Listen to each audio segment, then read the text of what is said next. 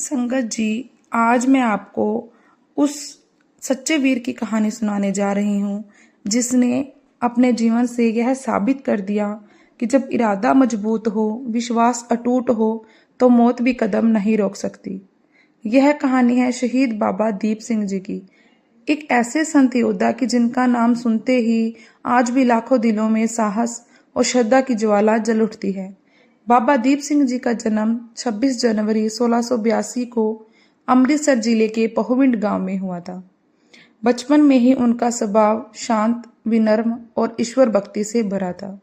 वे खेती बाड़ी करने वाले सिख परिवार से थे, लेकिन उनकी रुचि साधारण खेलों में नहीं बल्कि गुरु घर की सेवा और ज्ञान में थी। वे छोटी उम्र में ही श्री आनंदपुर साहिब पहुंचे और 10वें गुरु श्री गुरु गोबिंद सिंह जी के चरणों में रहकर शिक्षा प्राप्त की।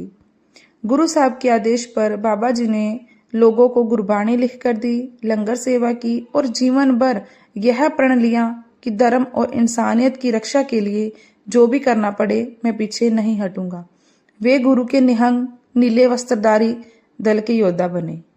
साल 1757 में अहमद शाह अब्दाली ने अमृतसर को पवित्र हरमंदिर साहिब पर आक्रमण किया। गुरुद्वारे को अपवित्र किया गया, सरोवर में खून बहाया गया। इस खबर ने पूरे पंजाब को हिला दिया। जब यह समाचार बाबा दीप सिंह जी पास पहुंची, उस समय वे दमदमा साहिब में गुरु ग्रंथ की सेवा में लगे थे। उन्होंने तुरंत संगत को बुलाया और कहा, हम अपने गुरु का अपमान कैसे सहन कर सकते हैं?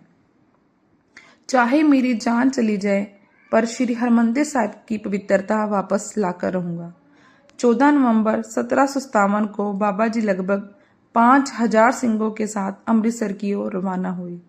बाबा जी आगे आगे चल रहे थे, हाथ में 35 किलो की 2 धारी खंडा तलवार लिए। जब अंतिम युद्ध हुआ तब बाबा जी पर चारों ओर से हमला हुआ। उनका सिर दर्द से अलग कर दिया गया।